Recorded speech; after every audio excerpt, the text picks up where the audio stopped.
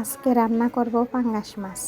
এখানে পাঙ্গাস মাছকে কেটে ধুয়ে পরিষ্কার করে নিয়েছি। এখন পানি ঝরানোর জন্য একটা কলা পাতায় রাখতেছি সাজিয়ে।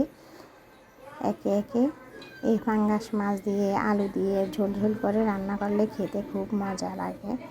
তাই আজকে রান্না করব আলু দিয়ে। আব্বু অনেক বড় একটা পাঙ্গাস মাছ এনেছে। সাথে আছে করলা দিয়ে আলু ভাজি। করলা আলু ভাজি ঝরঝরা করে ভাজি করলেও খেতে মজা লাগে। এখন মাছ আলু ঝোল ঝোল করে রান্না করছি। আর আরেক পাশে মরিচ খোলা, নোয়াখালীর ঐতিহ্যবাহী মরিচ খোলা পুঁটি মাছ দিয়ে। এই হচ্ছে রান্না আজকের। তো এখন সবাই একে একে ভাত খাচ্ছে। এখানে সবার প্লেটে পাঙ্গাস মাছ আলু ঝোল তুলে দিচ্ছে। লাল লাল ঝাল ঝাল ঝোল, খুবই সুস্বাদু ও মজার।